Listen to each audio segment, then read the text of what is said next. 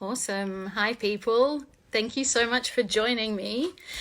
This is the first time I've done one of these, so let's see how we go.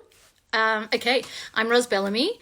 Thank you so much for coming to this one-on-one live storytelling event, which I just think is the best idea ever, and I hope we continue these even when we're allowed to see humans again. I want to thank Madison for being just awesome. I could go on and on about her, and I will stop myself because I only have 10 minutes to talk, or 9 now. But before I begin, I want to acknowledge that I'm performing on the lands of the Wurundjeri people of the Kulin Nations, who are the traditional custodians of the land and whose sovereignty was never ceded. Okay, so tonight I'll be taking you back to school, like it's the 80s or 90s or maybe even the 60s. Shout out to our family, some of you. So this first piece is about my time as an English high school teacher. Okay, it's called Duty of Care. It's just short. There are topics that we're meant to avoid in the classroom as teachers, like most of human experience and pretty much all emotions. But there seem to be some exceptions, like when we teach about wars and settlement, aka invasion, in history, or reading yet another Shakespearean work in English, discussing sex ed in PE, where some contentious topics seem to be allowed to enter the classroom as long as they remain under neat headings in the students' booklets, like how to say no and mean it. Onus on the girls, of course. It's hard to follow these rules. The topics that we're meant to avoid as teachers are heavy, meaty, and the students are drawn to the weight of them. Sometimes the off-limit topics emerge before we can stop them, not safely tied to curriculum, but free-falling. I hear about the students' struggles, and I want to share my own experiences as they're hungry for stories. But we're not really meant to talk too much about ourselves. Keep it professional, avoid the personal, and stick to that content in the curriculum. I ask my class to write poems, and I keep the task open, unrestrained. My students, who are teenagers, haven't written this way in the classroom since they were in primary school. After some initial hesitation, they begin to write, reveling in the freedom.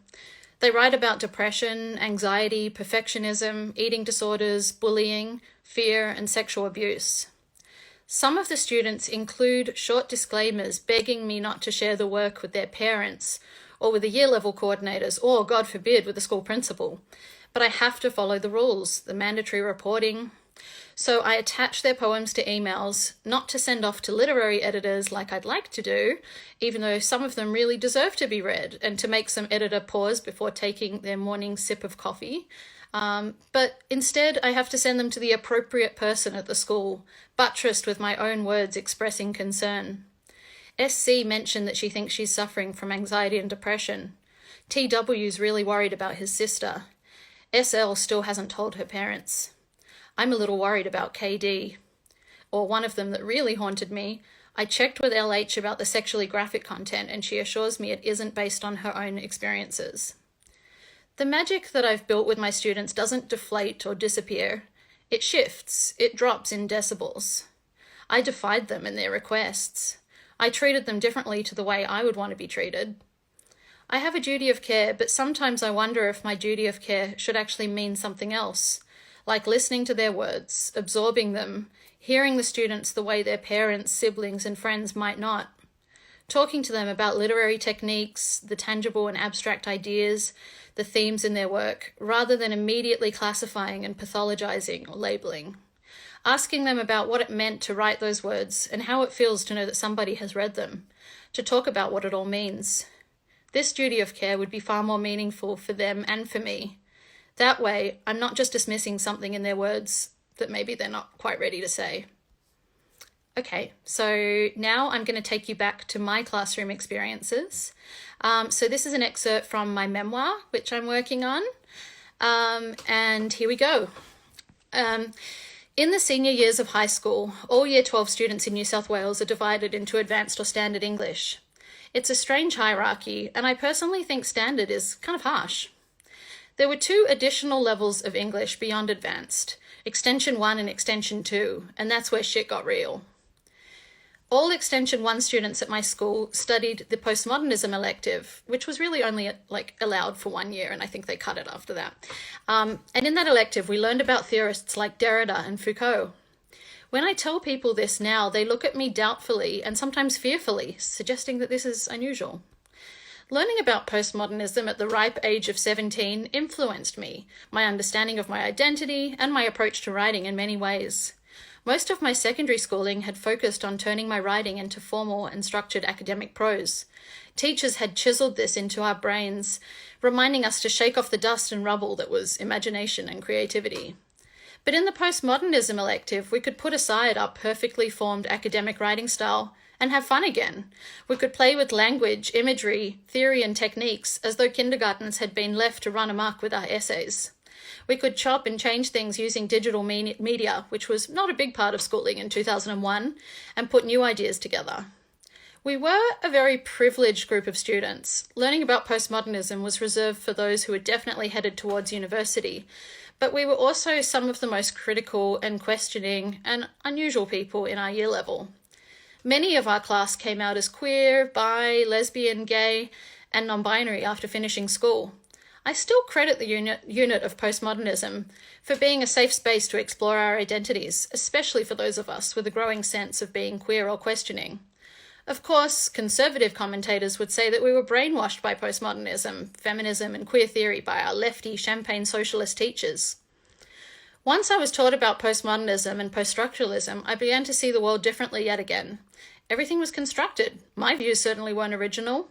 And perhaps due to this early introduction to critical thinking, I now enjoy experimental writing. I love the idea of exposing the process of creating a book within the finished product, sort of like the way my school exposed us to kosher butchering processes on an excursion, turning most of the girls in my year vegetarian. I aim to be transparent. This is a memoir, which is essentially a construction. I need to be truthful. I need to tell you when I was being a jerk or arrogant or selfish. This will be difficult because I live with mental illnesses that can include grandiosity as a symptom. I want to show people what mental illness is like. I'm not an unreliable narrator, but I'm playful. Things can feel ominous in my writing amongst the fun and play. I might be losing my shit sometimes, but I'm going down smiling and, according to my psychiatrist, being productive. When I delve into my past to find the fragments and make sense of why I am the way I am, it hits me. Underneath all that perfectionism and subjugation, there's white-hot rage. The fury of seeing former bullies climb various ladders in their personal and professional lives. Lucinda, as I'll call her, lives in New York City. She's rich as fuck. They all are. Did I hit a ceiling because of my trauma? I asked Rachel, my wife, the glass ceiling for women and the pink ceiling for queer people, well, do you think there's a trauma ceiling? She looks bemused as I think aloud. I reckon it stops traumatized people from achieving. Others smoothly pass you by, but having ambition is labeled grandiosity, just yet another symptom.